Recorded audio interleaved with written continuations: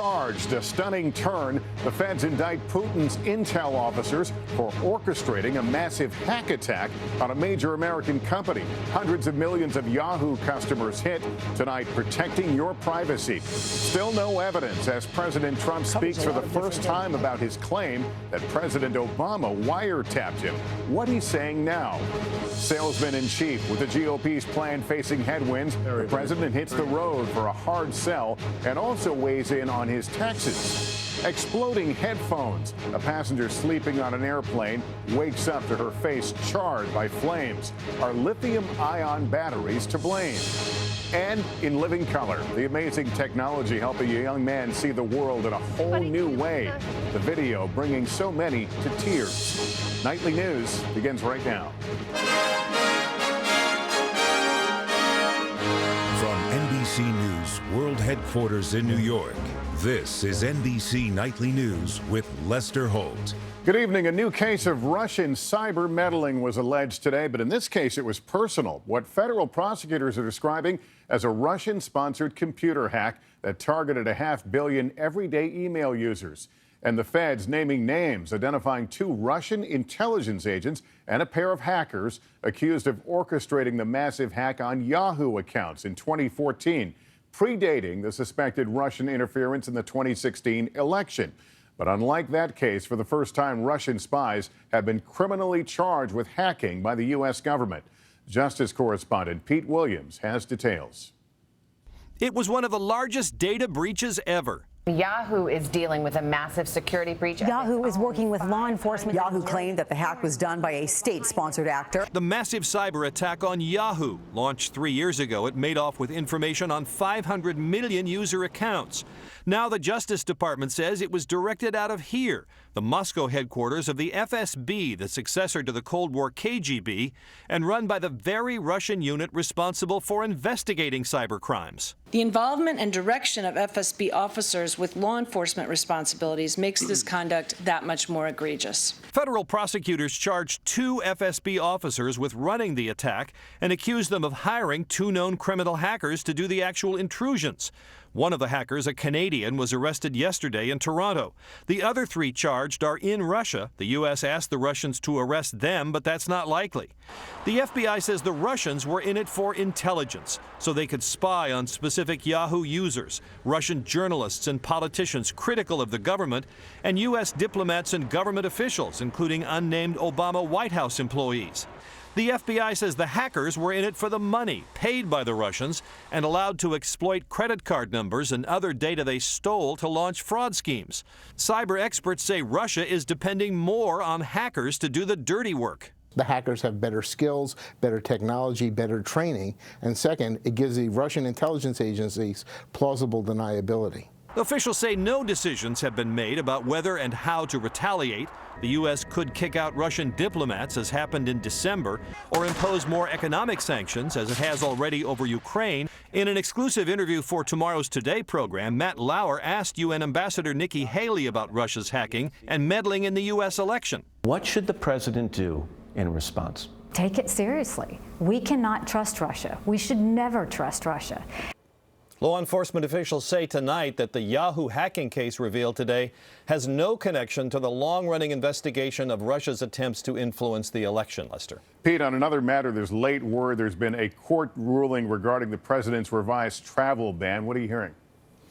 Well, Lester, a federal judge in Hawaii tonight has blocked enforcement of President Trump's revised executive order on travel, so that means it will not take effect as it was supposed to tomorrow. Judge Derek Watson says the 90-day pause on issuing visas from 6 Muslim countries amounts to religious discrimination. The judge says he can't turn a blind eye to Mr. Trump's campaign statements and intention to ban all Muslim immigration. So for now, nothing changes. The original executive order was already blocked, so the U.S. will continue granting visas from the 6 countries. No comment from the White House, but the government will almost certainly appeal, Lester. All right, Pete Williams with that breaking news tonight. Thank you. Let's circle back now to our top story, that Yahoo hacking case. With these serious cyber breaches we're seeing that seem to be happening more and more often, how do you protect yourself from criminal hackers after your personal information? NBC's Gabe Gutierrez has some strategies you need to know.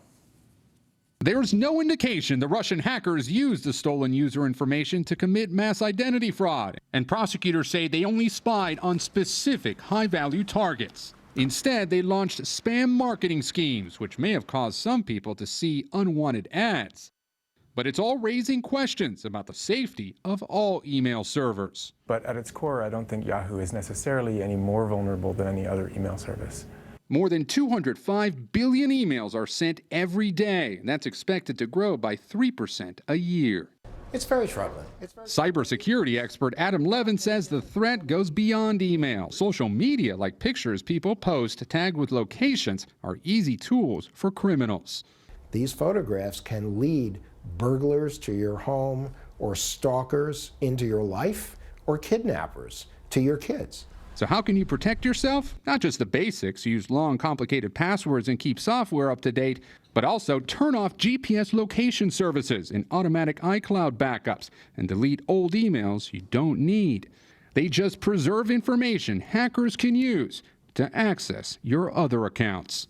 Lester, another important tool to protect your email, what's called two-factor authentication. You head to your computer, to your email settings, whether it be Yahoo or Gmail, and you input your mobile number. And then the next time you log into a new machine, that security code is sent to your phone. You'll need that plus your password in order to log on, an added layer of security to protect your personal information. So even if I have your computer and your password is useless because I'm not getting that text. That's right. You need that information entered simultaneously, much harder for hackers to break into. Gabe Gutierrez, thank you very much.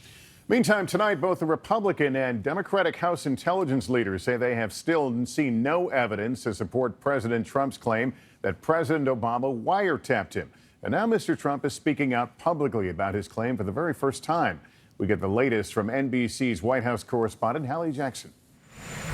Tonight, a new suggestion from the president that it wasn't simply a wiretap President Obama had installed at Trump Tower like he originally claimed, but maybe more surveillance, hinting at more to come. Wiretap covers a lot of different things. I think you're going to find some very interesting items coming to the forefront over the next 2 weeks. It's another interpretation of his explosive tweet 11 days ago, still providing no proof. Now you have to decide, are you going to take the tweets literally? And if you are, then clearly the president was wrong. That's the House Intelligence Committee's top Republican revealing he's seen no evidence of the president's claim, though he wants Congress to keep investigating. So what's the president basing his accusation on? It's still not clear. But his attorney general says it didn't come from him. Did you ever give him any reason to believe that he was wiretapped by the previous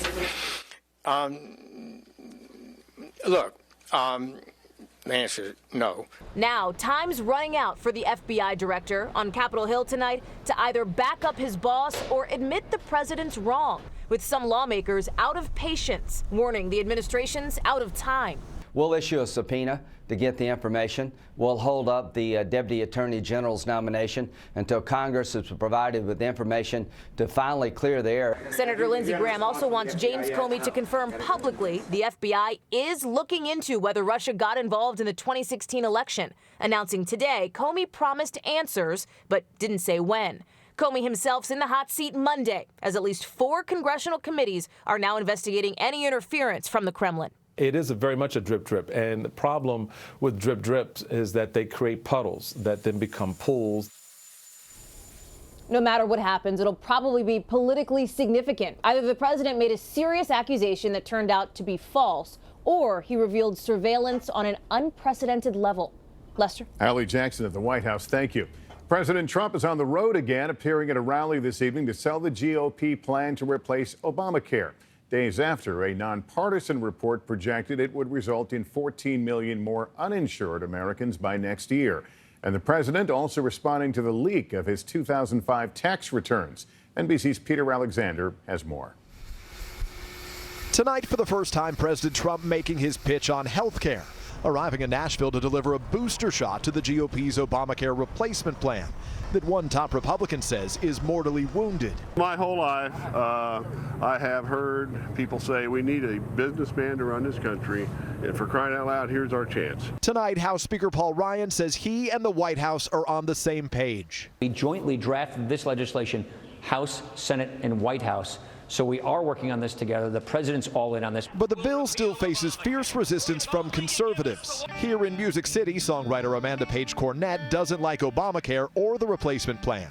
It needs some work. It needs a lot of work. Recovering from double wrist surgery after a car wreck, she's worried about losing her coverage next year. What they've given us to look at for the proposed reform is just like moving chess pieces on a broken chessboard. Earlier in Michigan, the president made no mention of health care, instead touting jobs. Breaking news, General Motors announced that they're adding or keeping 900 jobs right here in Michigan. But most of those new hires will be workers re-added after 1,100 GM layoffs announced last week. Also tonight, President Trump is reacting after MSNBC's Rachel Maddow revealed part of his 2005 federal tax return, obtained by the website dcreport.org. I have no idea where they got it, but it's illegal.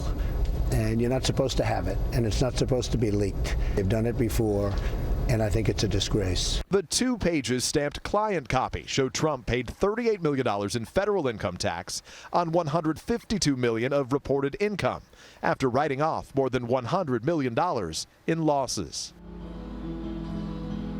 Tomorrow, the White House is expected to unveil its budget blueprint for the coming year, with massive cuts for both the State Department and the Environmental Protection Agency. Congressional staffers familiar with the plan tell NBC News it also includes $54 billion in additional defense spending and significant new spending in both immigration enforcement and veterans care. Lester? Peter Alexander with the president in Nashville. Thank you. Tonight, amid an improving economy, the Federal Reserve is hiking interest rates for the second time in 3 months. And that means the cost of borrowing is going up. It affects every American who's thinking about buying a house or a car or paying off that plastic. NBC business correspondent Jolene Kent has the news that's hitting home. Tonight, the Federal Reserve taking action that affects your credit card, mortgage, and car loan. Fed Chair Janet Yellen announcing the benchmark interest rate will rise 1/4 point. What message are you trying to send consumers with this particular rate hike? The simple message is the economy is doing well. We have confidence in the robustness of the economy. This growing confidence in the U.S. economy has some impact on consumers. Not much at first, but a sign of higher rates to come. For credit cards, a $16,000 debt for the average American, it means paying an additional $40 a year. The average car loan of $25,000 will cost an extra $36 a year. The biggest impact on people shopping for a new home. A $200,000 mortgage could cost an additional $353 a year. And if the Fed raises rates 2 more times this year, as expected, that mortgage could cost $720 more per year. That expectation has already sent homebuyers rushing to secure a lower rate. Mortgage applications jumped more than 3% last week. Samantha Good is glad she's already locked in. My realtor told me that rates were going to be going up, so that I should act quickly. Her decision saved her over $2,000 a year in borrowing costs. I didn't just save money right away. I am saving money throughout the whole future of my home. As for interest rates on your savings account, retail bank rates won't move up dramatically for now. The Federal Reserve is weaning the economy off of this medicine of low interest rates. And what that means for borrowers is that cost is going up. The price we pay for a growing economy. Jolene Kent, NBC News, Washington. Tonight, the big dig is on as cities and towns across a big part of the country try to get back up and running. Some places buried under more than 2 feet of snow. For many, it's still pretty dangerous going on the roads. And airports across the Northeast are working through a backlog of delays and cancellations. Also today, 19 million faced winter weather advisories after 150,000 lost power or heat. Still ahead tonight, mid-air horror. A passenger's headphones explode during a flight while she was wearing them. Is a type of battery that so many of us have in our devices to blame. Also, the boy whose story touched a lot of us when a camera captured the moment the whole world changed right before his eyes.